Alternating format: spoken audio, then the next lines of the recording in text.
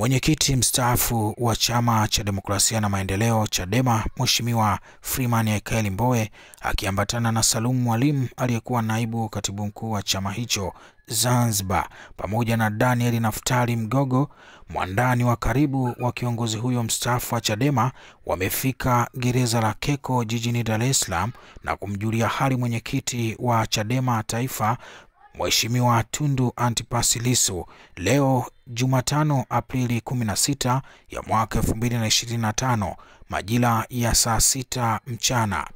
Chanzo chetu cha habari kiliwanasa viongozi hao wakiwa kwenye mazungumzo kimeeleza kuwa wawili hao wamefanya mazungumzo kwa muda wa takribani saa moja wakijadili na kuzungumza masuala mbalimbali. Lissu Aprili 10 ya mwaka 2025 alirudishwa mahabusu baada ya kusomewa shtaka la uhaini katika mahakama ya hakimu mkazi Kisutu jijini Dar es Salaam kufuatia kushindwa kujitetea kutokana na kosa hilo, kumnyimwa dhamana na nafasi ya kujitetea, akituhumiwa pia kuchapisha taarifa za uongo kwenye mtandao wa kijamii wa X, akitarajia kupandishwa tena mahakamani Aprili 24 mwaka huu. Mambo ni mengi kweli kweli. Lissu na Mbowe wamezungumza siku ya leo gereza la Keko ambako Tundu Antipas Lissu ndio makazi yake kwa hivi sasa hadi Aprili 24 ambapo atapelekwa mahakamani. Maneno yalizungumzwa mengi sana kutokana na kimya cha mwenyekiti Freeman Aikaeli Mbowe, lakini pengine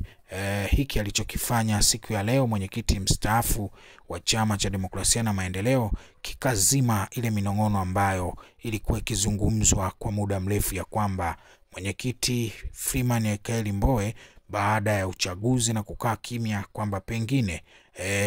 hakuridhishwa na matokeo, lakini aliamua kupongeza tu kama kuwapumbaza watu. Lakini mengi yamezungumzwa hata baada ya kutokea sakata la wale wanaojiita G55. Baadhi ya watu wakawa wanahusisha labda kwamba pengine ni mapandikizi ya mwenyekiti Freeman Aikaeli Mbowe, lakini mpaka sasa na kitu alichokifanya pengine kikazima minong'ono hiyo, na inaonyesha Freeman Aikaeli Mbowe na Tundu Lissu bado wako pamoja na wanasongesha gurudumu. Hakikisha unaweka maoni yako sehemu ya comment. Moja ya habari kubwa sana ambayo tumeipokea muda si mrefu ni habari kuhusiana na mwenyekiti aliyepita Freeman Aikaeli Mbowe kwenda gereza la Keko kumtembelea mwenyekiti mpya taifa wa Chama cha Demokrasia na Maendeleo Chadema Tundu Antipas Lissu. Mambo mengi sana yamezungumzwa kutokana na ukimya wa Freeman Aikaeli Mbowe, huku wengine wakisema kwamba Freeman Aikaeli Mbowe ameamua kumsusia chama Tundu Lissu. Maneno mengi kama ambavyo nawafahamu waja wanapoona hawana majibu ya kujitosheleza, basi mara zote wamekuwa wakitoa hisia zao.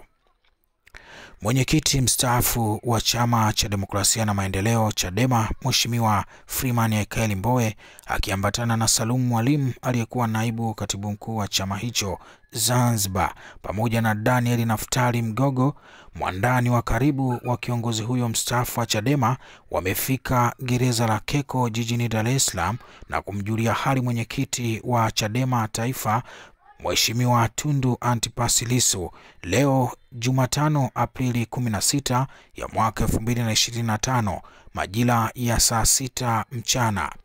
Chanzo chetu cha habari kiliwanasa viongozi hao wakiwa kwenye mazungumzo kimeeleza kuwa wawili hao wamefanya mazungumzo kwa muda wa takribani saa moja wakijadili na kuzungumza masuala mbalimbali. Lissu Aprili 10 ya mwaka 2025 alirudishwa mahabusu baada ya kusomewa shtaka la uhaini katika mahakama ya hakimu mkazi Kisutu jijini Dar es Salaam kufuatia kushindwa kujitetea kutokana na kosa hilo, kumnyimwa dhamana na nafasi ya kujitetea, akituhumiwa pia kuchapisha taarifa za uongo kwenye mtandao wa kijamii wa X, akitarajia